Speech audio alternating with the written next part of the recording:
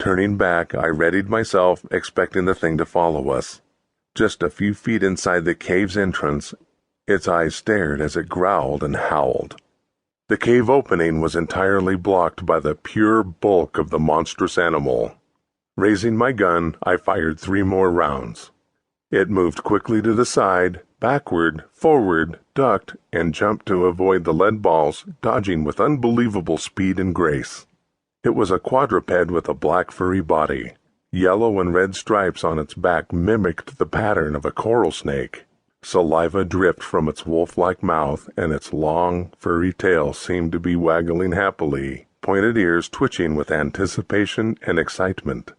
McGill and Gigante continued their flight towards Guaymas as I fired off another round. The animal fell and whimpered, the bullet landing solidly in what appeared to be the creature's chest. Cautiously moving closer, it was my intention to finish the animal off with my final shot. As I began to shorten the distance between us, the animal's pained whimper suddenly and unexpectedly changed to a growl, then into an unnerving laugh, deep, low, and echoing. Hastily I stepped away. A fear which I had not felt since Gettysburg overtook me. The animal slowly pulled its feet underneath it, rose onto its 4 legs, continuing until it stood on 2. The beast dwarfed Gigante, nearly scraping the top of the mine.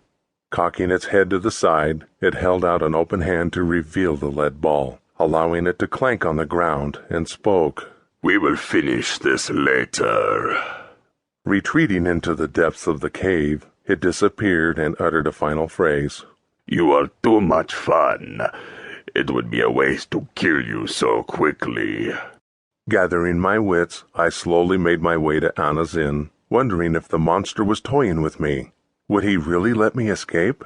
Fear polluted every second of that journey home, worrying the monster would run me down from behind. Darkness, brought on by the clouds, was all around me as I arrived at the bar. Gigante and Miguel were in the bar room with Anna.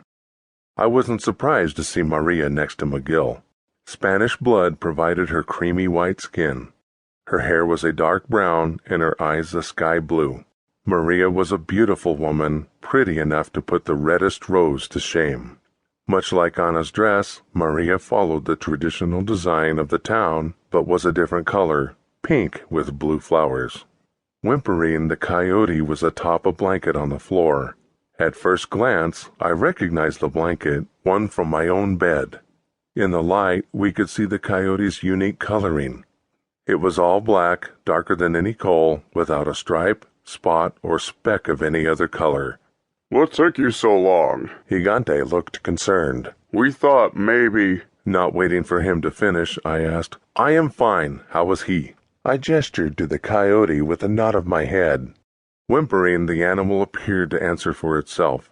He wasn't much better, but considering the jostling run in Gigante's arms, it was remarkable that he wasn't worse. Even more remarkable was that the bleeding seemed to have stopped. My bandana, the one I initially tied on its leg, was replaced with clean bandages. They were loosely wrapped, allowing the animal's wound to breathe. I knelt by him, scratching his head.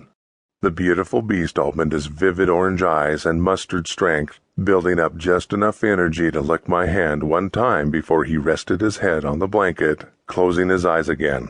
"He likes you, Lucene," Miguel commented. Lucene, I asked, accustomed to being called Gringo. "It means bringer of light," Miguel explained. "You brought light to this animal." "Thank you." I flashed Miguel a warm smile, payment for the new name. Midnight drew near. Miguel, Gigante, and Maria returned to their homes, leaving me to wonder if Miguel had followed through on his plan to propose. Anna found solace in her own bedroom. Just the 2 of us, the coyote and I, remained on the floor in that same spot, awake and together. As the morning neared, he finally fell into a restless sleep. Keeping him wasn't something I'd initially planned. Even so, it seemed appropriate to come up with a name. After all, we couldn't just keep referring to him as the Coyote. Deciding on a name wasn't difficult. I would call him Shadow.